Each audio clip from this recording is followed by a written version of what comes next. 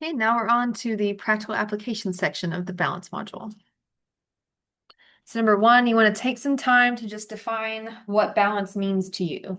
Ask yourself what practices and behaviors lead you to feel fulfilled and regulated, and prioritize incorporating those things into your life.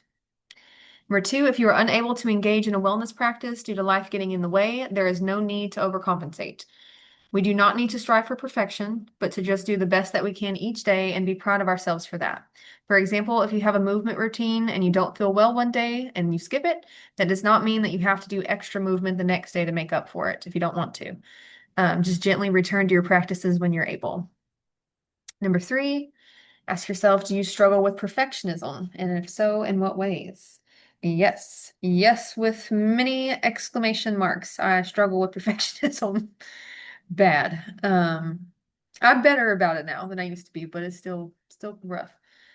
About many ways, in many ways, definitely about appearance. I have accepted that um perfection is not the goal, and it's also not going to happen, and that's okay. I can just accept the way that I look, and it's fine.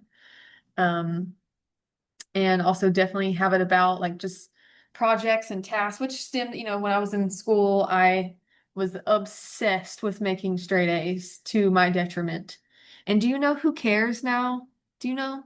Do any of you care that I made straight A's? No, you don't. Why? Because it doesn't matter. It only mattered to me.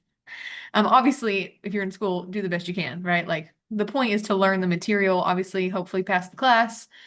Having a good GPA can help you in some ways for sure. It's not ragging on it, but just like being obsessed with it just for the sake of looking at your report card and going, look, I'm perfect. I did everything perfectly, right? Like, did it cause more stress than it actually helped with? Definitely so in my case. So make the best grades that you can, do your best, but if you don't make straight A's, it's okay. It's okay. Um, I did not wish somebody could have made me believe that back in the day. But that has then transformed into with work, like being perfectionistic about projects and tasks. And I've had to chill out on that because it's not sustainable. All right. And then if you struggle with being disappointed in yourself or believing you should be better in some way already, what makes it hard for you to accept where you are right now? I would say definitely society's ridiculous messages that I've internalized make it hard to not be disappointed in myself, just not meeting the ridiculous standards that and unhealthy standards that are set for us. And in general, just like the early programming, that we get from media, peers, family, about like the ways in which it can be dangerous, to be imperfect, right? So like because imperfections, it gets taught to us that imperfections lead to ridicule or rejection and failure and things like that that we obviously would like to avoid. And so then we're always constantly um, trying to be perfect in every way so that we can avoid those things and avoid people being disappointed at us or us being disappointed at us. And it just becomes really toxic. And turns out we're meant to we're meant to make mistakes and find out and learn like it's part of the process. We're not meant to be perfect. That's ridiculous. All right. And what are some ways you could tell yourself instead, or sorry, what are some things you could tell yourself instead that would help you be more compassionate and understanding of where you are right now while setting intentions to continue making progress? So I can tell myself that I have done my absolute best given my context and I am enough exactly as I am in this moment. And I will also continue to improve as I continue to work on my wellness. And then number six, what situations have you noticed that tend to dysregulate you or throw you off balance in a way that causes you to let go of healthy practices? Definitely being overstimulated and overwhelmed, such as like when I have to go to like chaotic social events where there's like a lot of noise and screaming and things like that, or just any situation where I have to mask for too long.